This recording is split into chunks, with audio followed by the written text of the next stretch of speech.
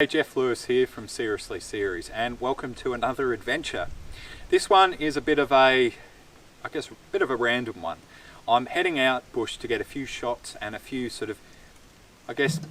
photos and all the rest, just to sort of jazz up a few things that are coming your way later on this year. So if you want to sit back, enjoy a good adventure with a seriously good vehicle and more, then you know what to do. Support Series on Patreon. If not, click on that subscribe button down below, click on that notification button too, but most importantly, stay tuned.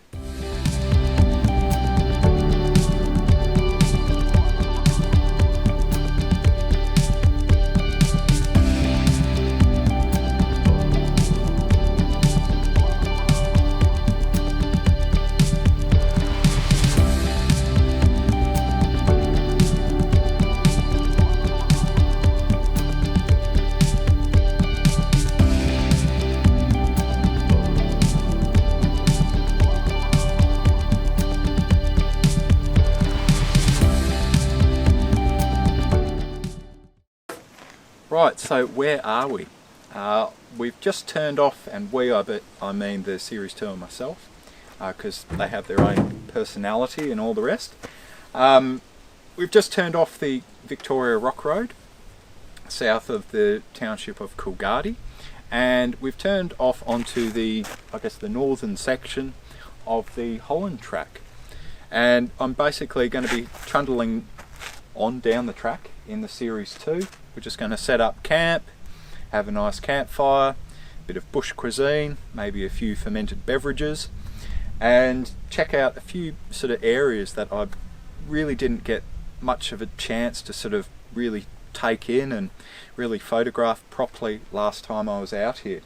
So it's just a really good excuse to get out bush, really. I'll be honest with you, and you can't do it enough. You just can't. So that's what we're going to do. I've just had the bonnet up. I'm just doing a few checks. It seems to be sweating a bit of oil out of the rocket cover gasket, which is a real annoying thing because I've been trying to get it right for quite some time. But anyway, there's always trouble in paradise. But anyway, I'm going to put the bonnet down. Have a look at the signs. I might air the tyres down just a little bit. They say 28 psi, but these are on 30, so that's pretty much close enough. Engage the front hubs and off we go. So let's see where the track takes us.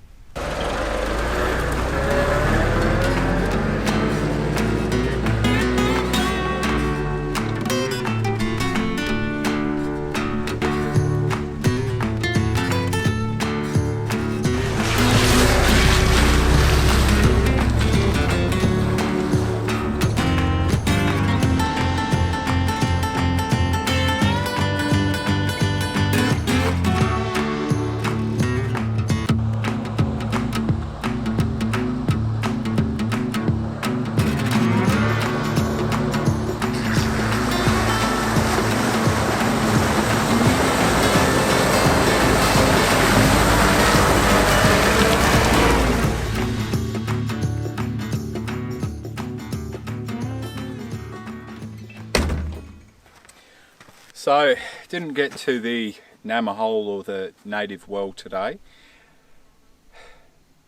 The sun got the better of me in the end.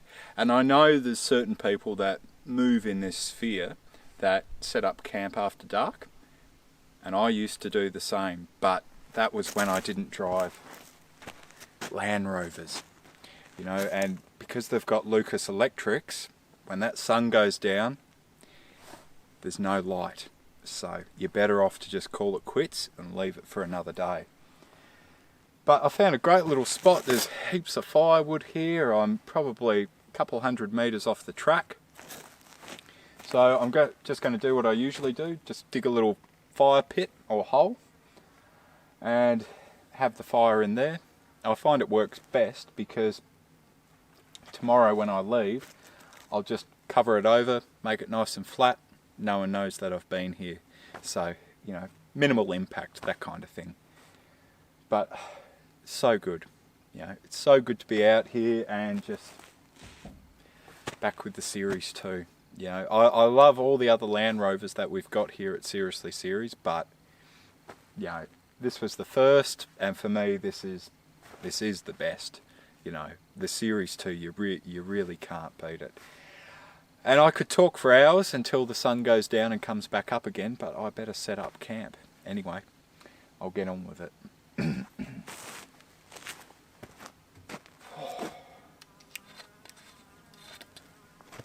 Cheers. Good drop.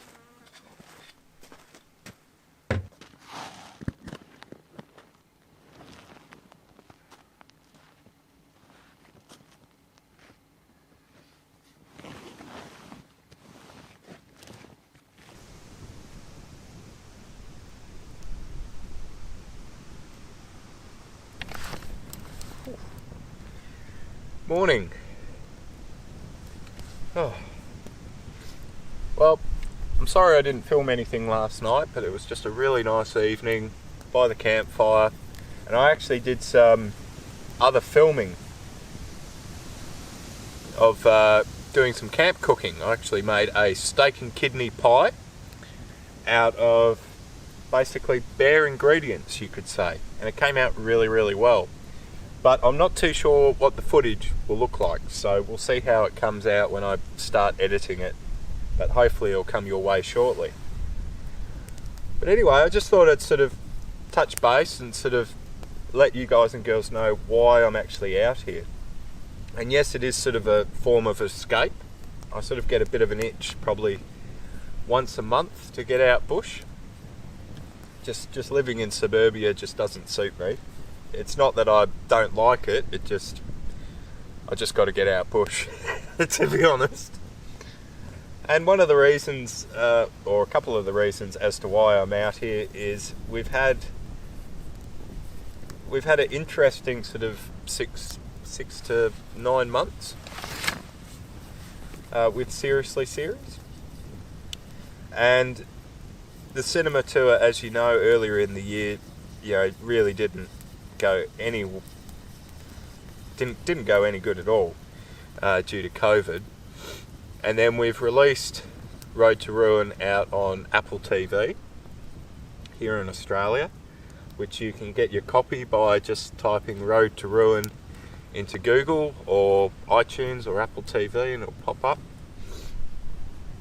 And that's been a great achievement to get it on to that platform. But we haven't really sold many copies, even though we've advertised it on social media and all the rest. And I'm not tutting you or anyone else, it's just, you know, it's just the way it is. So we're now trying to explore another option as to how we can pursue this as what we do here at Seriously Series as a business via television. And this has been possible due to a good friend of ours, Brett from Roaming the Outback. And if you don't know of Brett and his fantastic Outback exploits, then I would really, really suggest typing Roaming the Outback into the YouTube search bar, and you'll find some great content, great wholesome content out there. And his thing is about going to some of the lesser known national parks, sort of around Queensland and New South Wales and South Australia. And he's a very well-travelled gentleman, and he is a gentleman, and he's got a really nice Land Rover Defender. And Brett's one of these guys, he is who he is, you know, he's the same on camera as he is off camera. And I've spoken to him at great length over a good couple of years, and he's so helpful and so genuine, and it's wonderful being able to make contact with such people like that and keeping in touch. So we try to help him out where we can, and he sort of does the same for us, and it makes doing all this, you know, certainly worthwhile. So he's put us in touch with a couple of community-based television networks that he's actually got his own shows or documentaries on. So we're going to have a crack at that, and one of the reasons I wanted to come out here was just to reshoot and get a bit more footage for one of our Golden Quest episodes that I did on the Holland track. So that's sort of the idea, and and then I've got a few sort of commercial shots and stuff to do for one of our sponsors for our last sort of big series that we did, Dust and Dreams, which was Grab Me gear. So I just wanted to get a few more because I felt that, you know, we owe it to them, and we want to give them a really good little media package and just a bit more diversity in the actual content that we would be providing them. So yeah, so that's sort of the rationale behind why we're here. And everything that I said about the cinema tour and Apple TV, it just is what it is. And yeah, and whatever happens, we'll still keep doing this, Damon and myself, but just the scale in which we do it and the frequency in which we do it just might change, because it does cost a lot of money, not just running the vehicles, but all the subscriptions and the camera gear and all that kind of stuff. And I've talked about this before on the channel. And as much as people say, oh, you know, it's just a hobby and all the rest, well, when you put as much time into it as Damon and myself, and personally, I put a lot of time into it. I would be doing at least, on top of everything else, I'd probably be doing close to, I could easily do 40 hours a week. And that's not just doing YouTube and all the social media stuff. That's doing magazine articles, that's doing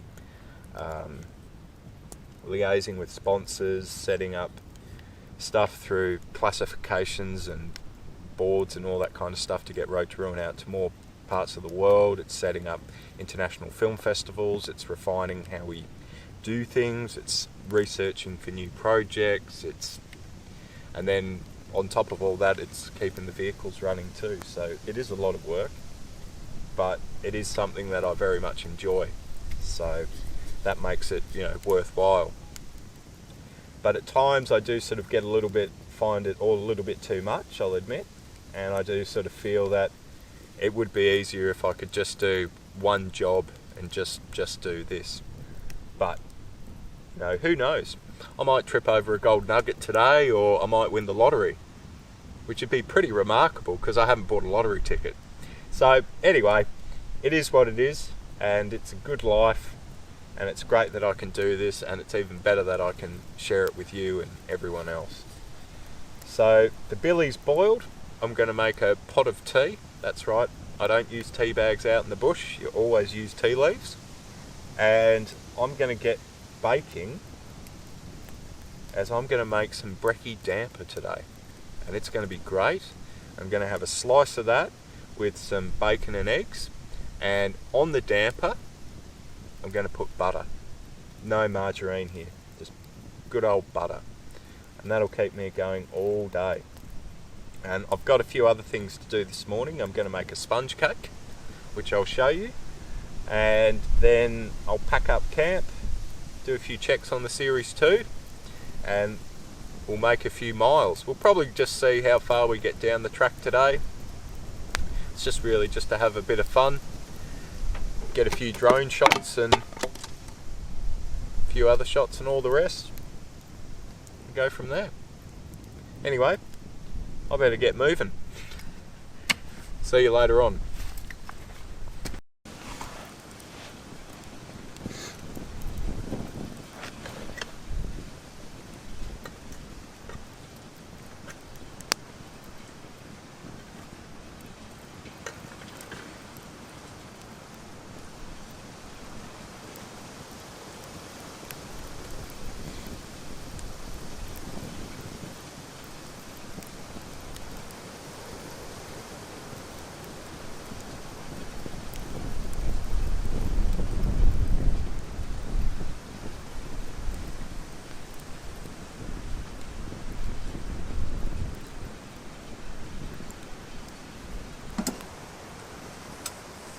Look at that. That is perfect.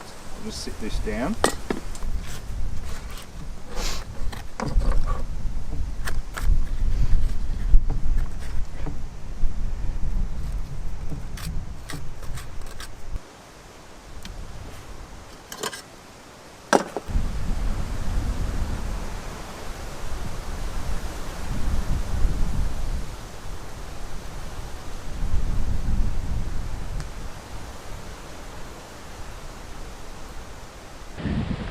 So I've packed up camp after my gourmet breakfast, and as I said, I thought we'd go for a bit of a walk down to this this soak, or this sort of drainage area. And there's just something really interesting down there that I think's, you know, just worth noting. Some might say another useless fact, but the good thing about useless facts is sometimes they become useful. Now, one of the reasons I kind of knew that this was down here, as I said before, is there was a bit of a rise, but also there's lots of pebbles and gravel on the ground, which looks like granite. It looks like the gravel hasn't travelled that far because it's quite sharp. In regards to, sorry, it's angular, not sharp, angular. I'm forgetting my geology terms, crikey. Anyway, I'll try and not break my neck. And here we are.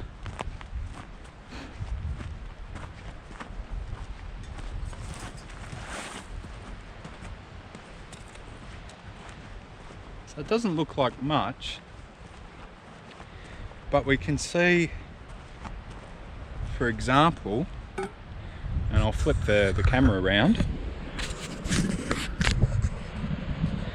we can see down here that we've actually got bits of white stuff. And that's actually salt residue from where the water's been.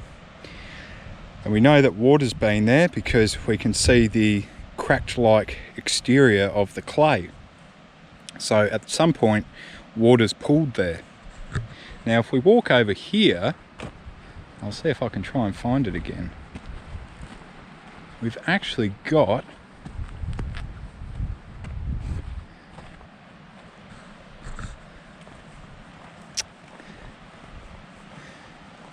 it's always when you least expect it. But anyway, what I wanted, here it is. So that there is looks to me like a camel track. And this here is from a small kangaroo. Now, why is this significant? Well, we can see the depression of the kangaroo, but what's more interesting is the depression of the supposed camel print. Now, camels have quite large hooves, so this is probably off a foal or a little one, and that's sunk quite deeply. As we can see, the kangaroo's one has sunk very deeply too. So that means that at some point, and not all that long ago, this here was filled up with water, or the clay itself was absolutely soaked in water. So this is worth noting because this is a potential water source that you might be able to find a bit of water down the track. And it also gives you an indication of the last time there was a big rain in the area. So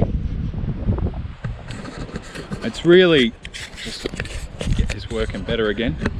So little facts, little telltale signs like this really do make all the difference. And it's one of the things, you know, I enjoy doing, but it's one of the things I always keep in the back of my mind, you know, wherever I go. Because it's amazing, you know, what you can actually find. And really all I've done here is nothing special. You know, I don't consider myself an expert or anything like that, or anything to write home about. It's just I've had a look at the lay of the land and, you know, just seeing what's around.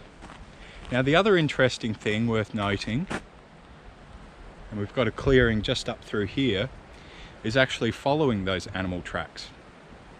They've obviously gone past there because there hasn't been any water, and we're still going lower and lower and lower in, I guess, elevation, you could say. So there's probably a larger water source further on, but it's starting to get a bit thick through here. So I might have to put the camera down and do a bit of bush bashing. I got through it in the end. Now another thing I just thought that might be worth noting is navigation. And you know, GPS is all well and good, and I was asked the question by two gentlemen the other day on a really good podcast called The Underpowered Hour, what I preferred. And I said GPS, and GPS is great, but you still can't beat topographic maps. And most importantly, the knack.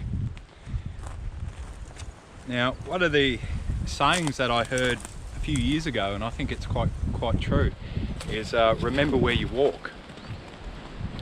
And the other thing to complement that is also always knowing where the sun is. Now here in the southern hemisphere, oh that's interesting, southern hemisphere, it will always rise in the east and set in the west. So that way you can pretty much figure out where east-west is roughly. Also knowing where the sun is in regards to relation to where you started walking from, and the time gives you a pretty good indication of where you need to go in order to head back.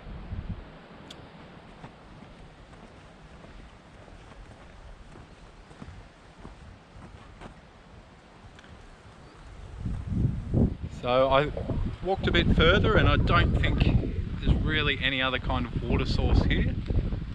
So it must have been the little soak that we had further back. There's sort of a rise up over there, and obviously the vegetation's thicker through here because the soil's rich in clay, so it obviously stores the moisture. And this would probably be full of water when they get the big rains in the summer months.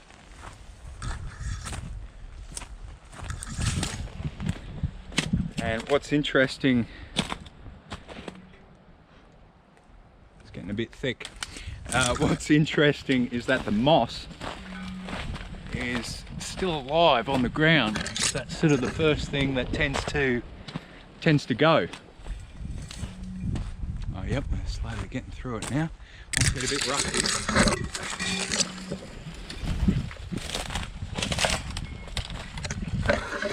Whoa. Things we do for TV.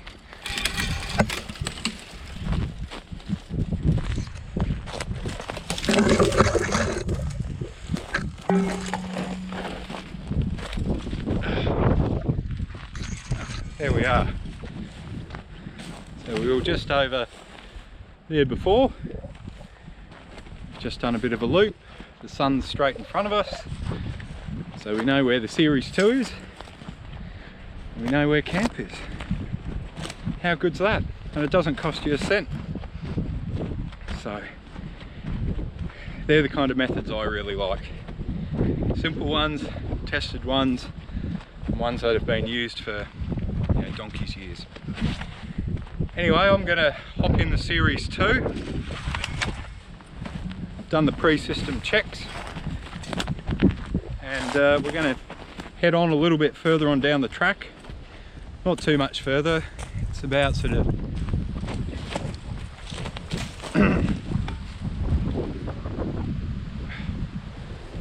that's better. It's about midday now, so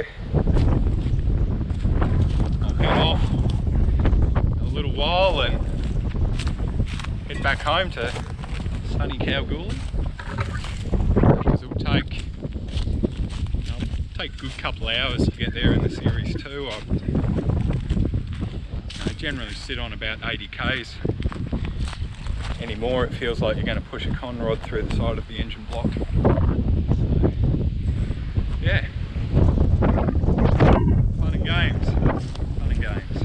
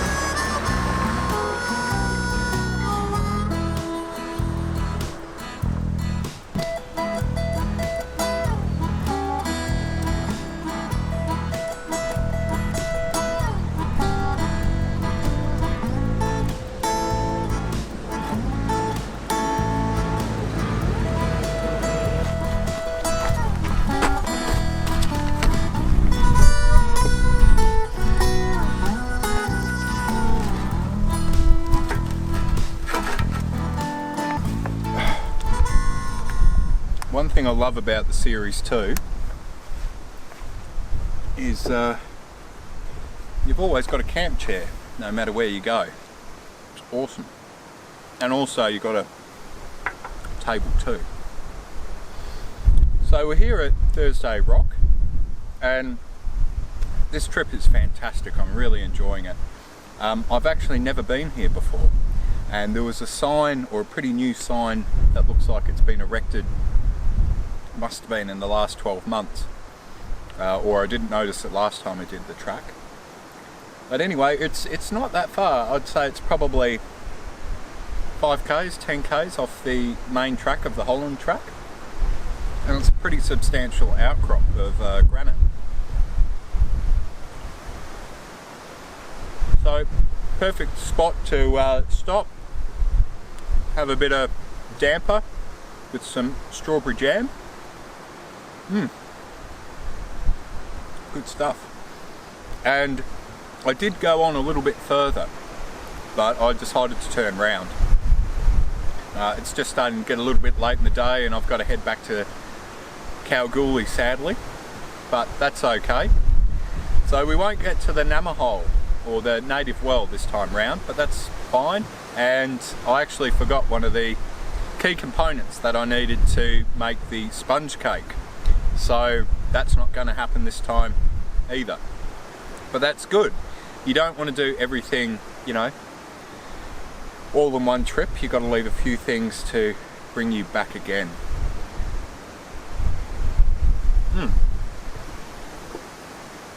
Top stuff. So I'm going to have to hop back in the helm of the Series 2. Certainly not quickly, but briskly. I'll have to get back to Kalgoorlie, so I'm going to have to leave you here for now. But I really wanted to take the time, and I think it's very important to do this, to say a big thank you to all of our supporters via Patreon. This video here today and all the other videos that have been shot on this trip have been solely paid for by the proceeds of Patreon. So it makes a big difference. And when I say at the end of these videos, as I will soon, you know, the costs go to the production costs. These are the kinds of costs, you know, the cost of fuel, time, etc, etc. So it really makes a big difference. It allows us to be able to make the content that you guys and girls hopefully want to see, and the more support we get, the bigger the adventures, more so the more frequent the adventures can be, because that's really at the heart of what Seriously Series is about. It's about the adventure, and all the other videos that we show on YouTube, it's basically providing a bit of a background and sharing our knowledge, hopefully, you know, so your adventures can become reality. And that's the big reason why we use Series Land Rovers. It's to sort of provide that inspiration there, hopefully, anyway. But thank you very much for coming along on this trip. It's been great. I've thoroughly enjoyed it, and I hope you have too. And as I said, I've got to make some miles. So until next time, please do check Seriously Series out on Patreon. This is what the proceeds go to and all the rest, and there's a heck of a lot of benefits to yourself, and we're certainly not asking for you to sacrifice your Friday beer money. And if you're new to the channel, then click on the subscribe button down below, click on the notification button too. It doesn't cost you a cent, but it makes a world of difference to us here at Seriously Series. And if you thoroughly enjoyed coming along on this adventure, then give us a thumbs up. But until next time, as I always say, the adventure is never over. So we'll catch you on the next one. See you then.